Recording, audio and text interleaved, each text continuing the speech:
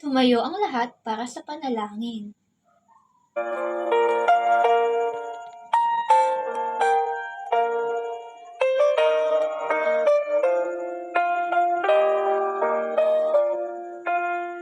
Panginoon, maraming salamat po sa araw na ito, sa panibagong araw na iyong ipinagkaloob upang kami ay matulog. Salamat po sa lahat ng biyaya, lalong-lalo na ang pagkakataong may pagpatuloy namin ang aming pag-aaral sa kabila ng mga pagsubok. Pagpalain at tibayan mo po ang aming klase at kaming mga mag-aaral upang malinang ang aming isipan at lubos na maunawaan ang mga aralin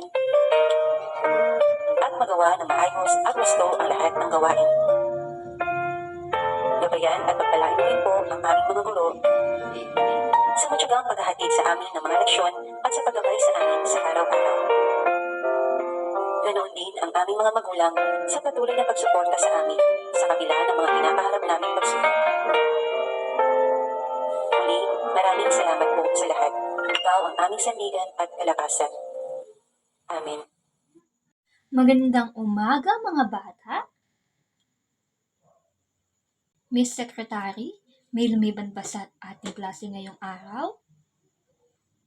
Magaling! At nagagalak ako na walang lumiban sa klase sa inyo ngayong araw. Bigyan nyo ng 5 palakpak ang bawat isa, 2, 3, 4, 5. Kahapon, binigyan ko kayo ng takdang aralin.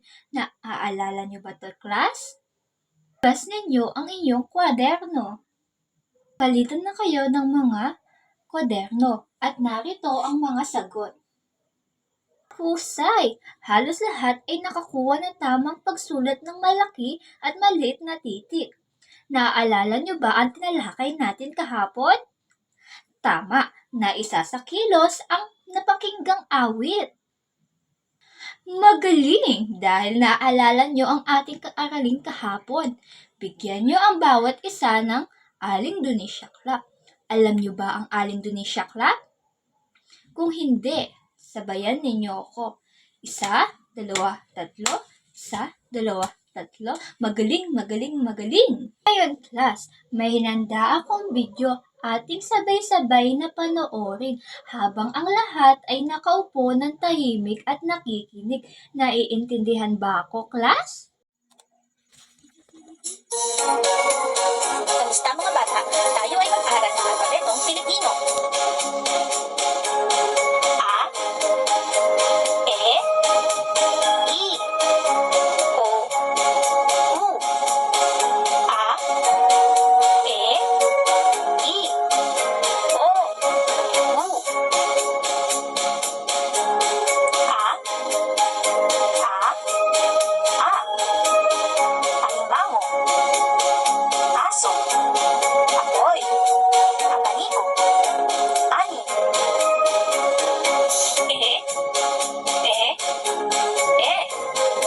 Eroplano, espada, elefante, hélice, X. I, itlog, ilong, ibon, isda, ilog. O, okra, orasan, oso, oto, oregano.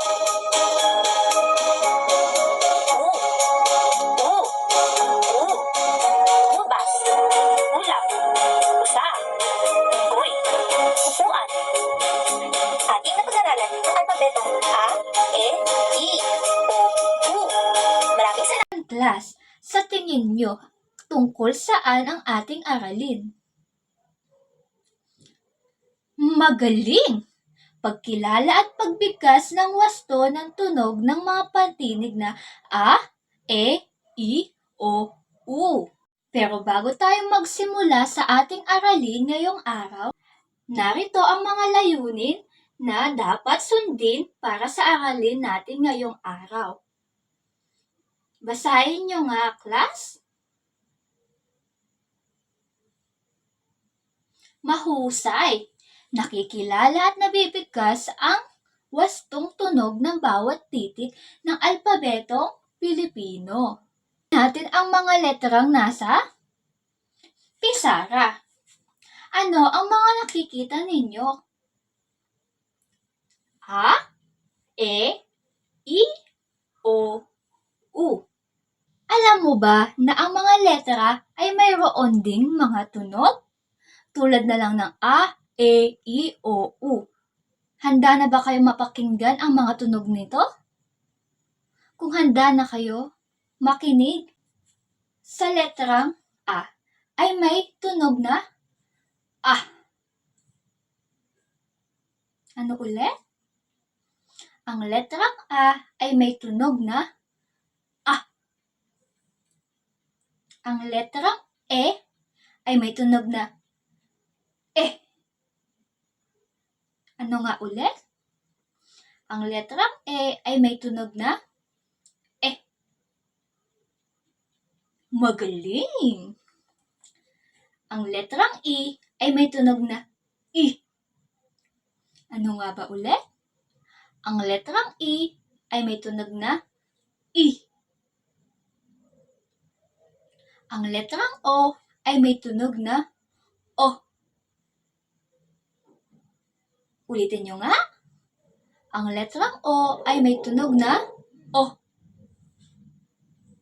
At ang huling letra ay ang letrang U na may tunog na U. Ano nga ulit? U. Magagaling. Mayroong 5 patinig sa alpabetong Pilipino. Ito ay ang mga letrang A, E, I, O, U. Ang bawat letra ay may iba't ibang tunog. Tulad na lang ang letrang A. May mga larawang nagsisimula sa letrang A tulad ng aso, ampalaya, at araw. Sa letrang E ay may tunog na E. May mga larawang nagsisimula sa E tulad ng eroplano, elepante, at espada. I ay may tunog na I. May mga larawang nagsisimula sa I tulad ng isda, itlog, o isa. Sa letrang O ay may tunog na O. May mga larawang nagsisimula sa letrang O tulad ng orasan, okra, at ospital. U ay may tunog na U. May mga larawang nagsisimula sa letrang U tulad ng unggoy at ubas. Naiintindihan ba, class? Kung talagang naiintindihan nyo ang ating aralin, halina't subukan natin sa pamamagitan ng isang gawain. Kumuha ng malinis na papel at sagutan ang nasa pisara. Basahin ko muna ang ating panuto para sa gawain ito.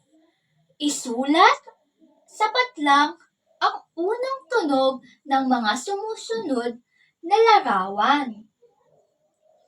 Bibigyan ko lamang kayo ng 5 minuto para sagutan ito. Naintindihan ba, class?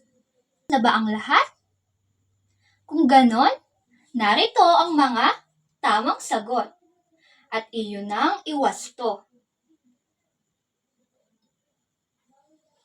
Sino ang mga nakakuha ng 5 puntos? 4, 3, 2, 1. Magaling!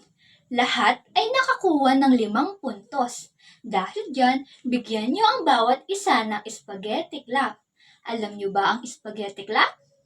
Kung hindi, sabayan ninyo ako. 1, 2, 3. 1, 2, 3. Spaghetti para sa iyo. Ang ating susunod na gawain ay pangkatang gawain. Pero bago tayo dumako sa ating pangkatang gawain, ay may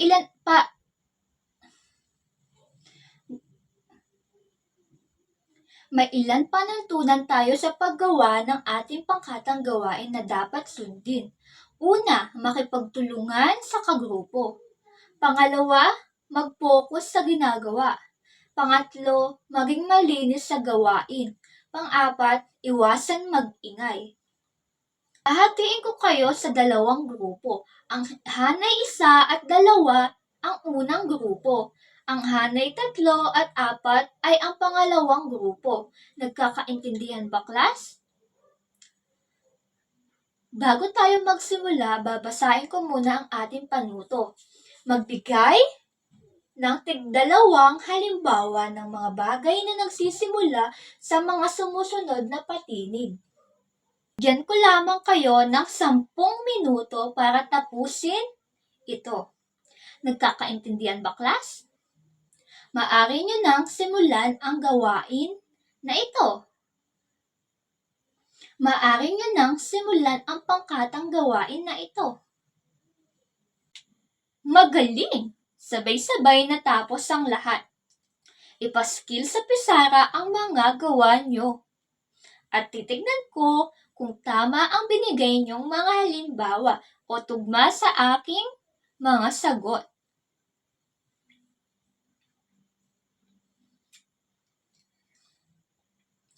Mahuhusay dahil lahat ng binigay nyong halimbawa ay tama.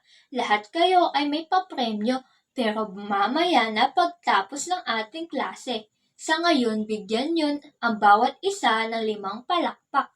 1, 2, 3, 4, 5. Para sa inyong pagsusulit, kumuha ng isang buong papel. Narito ang ating panuto para sa gawain na ito. Ulayan ang kahon ng tamang sagot. Naintindihan ba, class? Bibigyan ko lamang kayo ng 5 minuto para sagutan ang pagsusulit na ito. Tapos na ba ang lahat? Kung ganon, magpalitan na kayo ng papel. At narito ang mga tamang sagot. Nakakuha ng 5 puntos. 4, 3, 2, 1.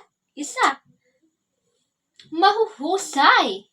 Halos lahat ay nakakuha ng 5 puntos. Class, mayroon akong katanungan sa inyo. Sagutin ninyo ito ng may kahusayan. Nagkakaintindihan ba, class? Bilang isang mag-aaral, paano makakatulong ang pagbigkas ng tunog ng mga patinig na A, E, I, O, U? Galing! Makakatulong ito sa pang-araw-araw na buhay dahil araw-araw nating itong binibigkas ng may tunog na A, E, I, O, U. Magbalik-aral tayo tungkol sa aralin natin ngayon. May ilang katanungan lamang ako na itatanong sa inyo kung talagang naintindihan nyo ang ating aralin ngayong araw. Naintindihan ba, class? Unang katanungan. Ilang patinig ang mayroon sa alpabetong Pilipino? Tama, may 5 patinig sa alpabetong Pilipino. Pangalawang tanong, ano-ano nga ba ito? Magaling! Ito ay A, E, I, O, U. Tunay ngang talagang naintindihan ninyo ang ating aralin ngayong araw. Bigyan nyo ng 5 palakpak ang bawat isa. 1, 2, 3, 4, 5. Huli natin pagsusulit, class. At bago kayo manguha ng papel, ay babasahin ko muna ang ating panuto.